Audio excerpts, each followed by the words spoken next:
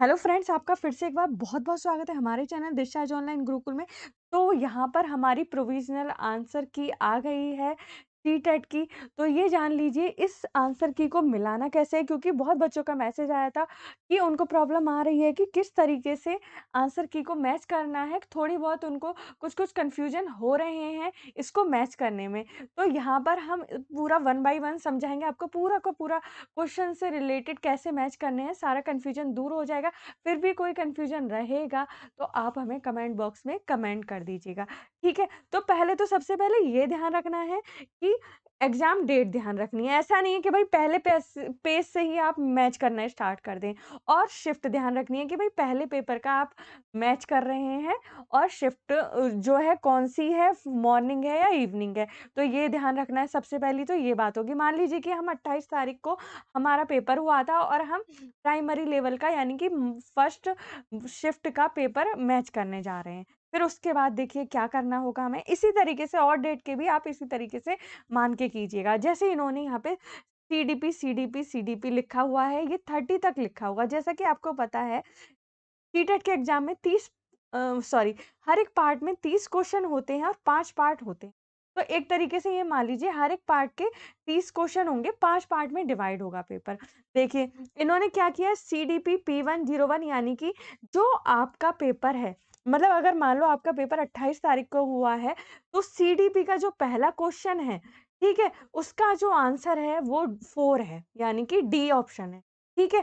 इसी तरीके से सीडीपी का जो सेक्शन है आपके पेपर में, उसका जो क्वेश्चन 2 है, उसका आंसर 4 है। इसी तरीके से तीसरा जो क्वेश्चन है, पेपर 1 का जो मॉर्निंग शिफ्ट में हुआ था, सीडीपी का जो क्वेश्चन 3 है, उसका आंसर 1 है। इसी तरीके से सारे के सारे जो आंसर होंगे आपके 30 तक आप मैच कर लेंगे, ठीक है?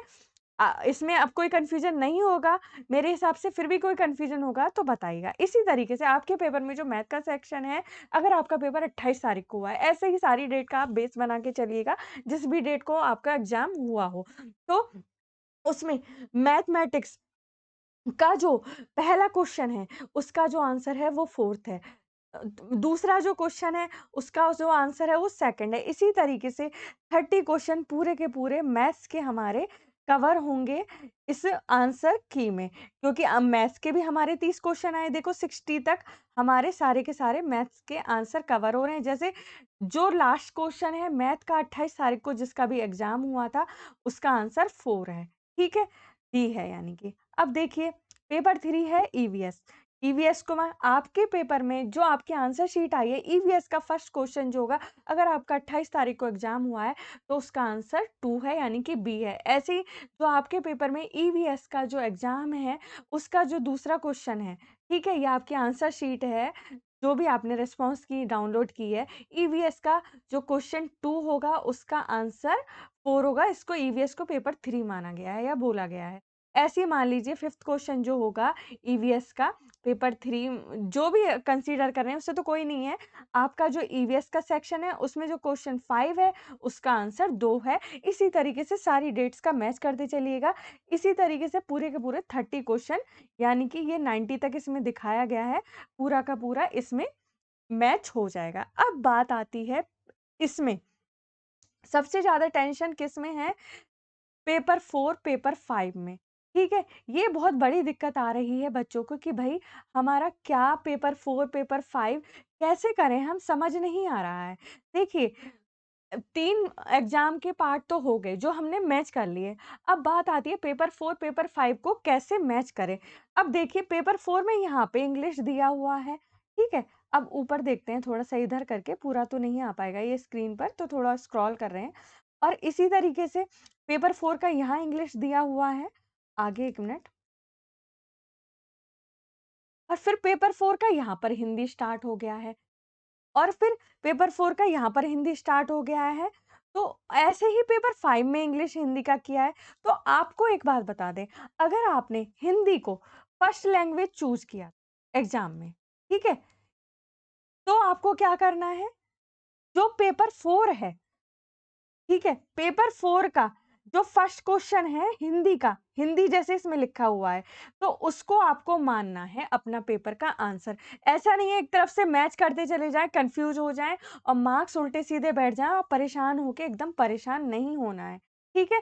बिल्कुल। और अब भी कोई कन्फ्यूज़न रहता है तो कमेंट बॉक्स में कमेंट कीजिए, वैसे पूरी कोशिश की जा रही है समझाने की। तो आपको क्या करना है, 3 पेपर तो आपके मैच हो गए। अगर आपने हिंदी फर्स्ट लैंग्वेज चूज़ की थी अपने एग्ज़ाम में, तो आपको जो हमारा पेपर 4 में हिंदी का जो फर्स्ट क्वेश्चन है ये 91, जैसे 28 तारीख को आपका एग्ज़ाम हुआ है 91, और आपकी जो आंसर शीट में हिंदी का पहला जो क्वेश्चन है, उसको आपको मानना है, ये आपका आंसर सही है।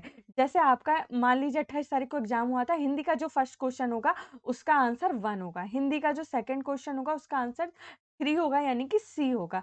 ऐसे ही पेपर 4 जो आप अगर आपका हिंदी का फर्स्ट पेपर आपने चूज़ किया था, तो जो 3 क्वेश्चन होगा उसका आंसर 2 है यानी कि बी है। तो इस तरीके से आपको हिंदी के पूरे 30 क्वेश्चन यहाँ तक मैच कर लेने हैं। ठीक है? कहाँ तक? 1 मिनट ऊपर चला गया है, 1 मिनट रुकिए। यहाँ तक 120 नंबर तक, ठीक है? अब बात आती है पेपर 5 की, यानी कि जो हमारा पेपर 5 है उसकी। अब आप बताइए, अब हिंदी का तो आपका मैच हो गया। हाँ, एक बात रह गई, अगर आपने इंग्लिश को फर्स्ट लैंग्वेज चूज़ किया था, ठीक है? तो कुछ बच्चों ने ऐसे किया होगा, कुछ ने हिंदी को फर्स्ट लैंग्वेज चूज़ किया होगा, कुछ ने इंग्लिश को, तो आप यहाँ से मैच करना स्टार्ट कर दीजिए। मतलब 4 को आप अपना फर्स्ट पेपर मानिए, जैसे अगर पेपर 4 को आप फर्स्ट पेपर मानिए, मीनिंग अगर हिंदी है, तो पेपर 4 हिंदी वाला चेक कीजिए। अगर आपकी फर्स्ट लैंग्वेज इंग्लिश है तो पेपर 4 इंग्लिश वाला आप चेक कीजिए।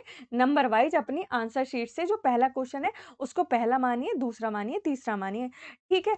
और अगर ऐसे ही आपने मान लीजिए हिंदी आपकी सेकंड लैंग्वेज है, ठीक?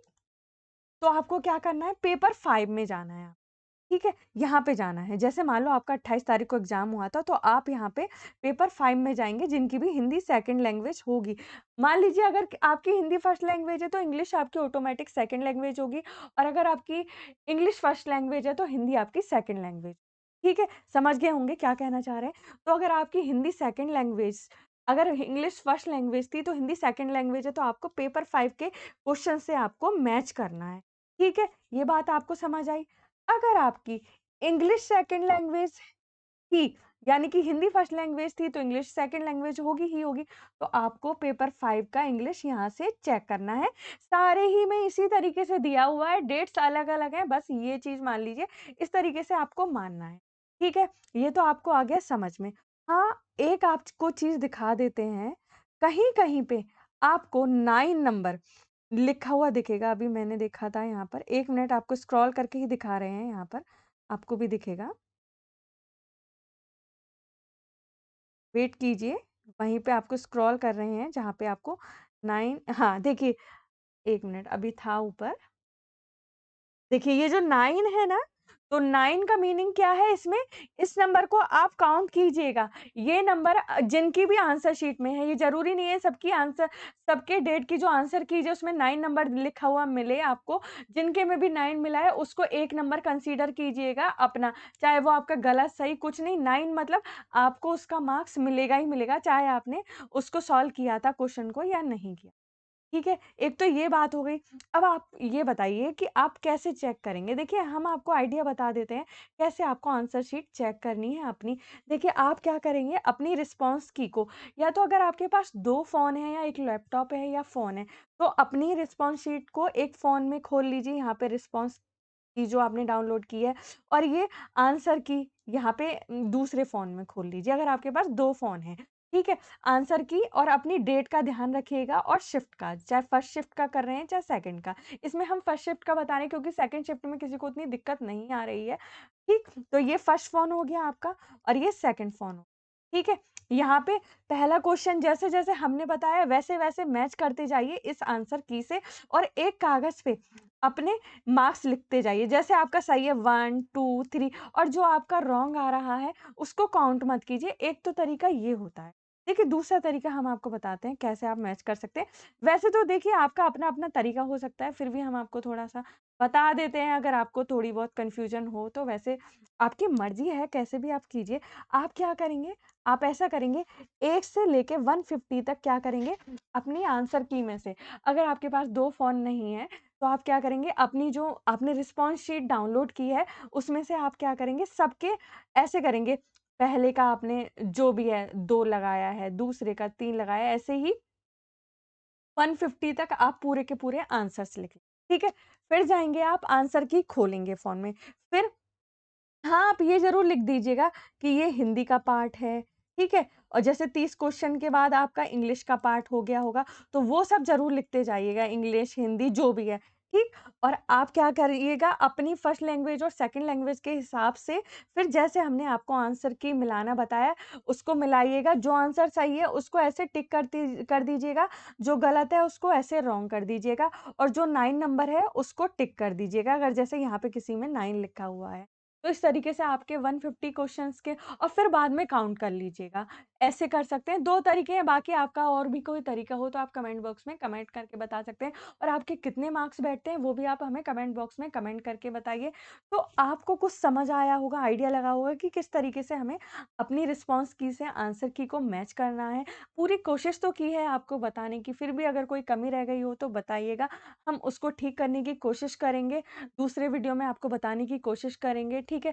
तो ये था आंसर की को कैसे मैच करना है रिस्पॉन्स की से, किस तरीके से कन्फ्यूजन दूर करना है, ये तो हमने प्राइमरी लेवल के लिए बताया, बाकी सेकंड लेवल में इतनी कोई टेंशन की बात नहीं है। अगर कोई टेंशन है, अगर कोई कन्फ्यूजन है तो आप कमेंट बॉक्स में कमेंट कर दीजिए। फिर भी अगर आपको इतना सब कुछ ये जो हमने बताया, अगर इसमें कोई भी कमी रह गई है और आपको समझ नहीं आ रहा है, तो प्लीज़ कमेंट बॉक्स में कमेंट कीजिएगा। पूरी कोशिश की जाएगी आपके दिमाग में कोई भी कन्फ्यूजन ना रहे उसको दूर करने की।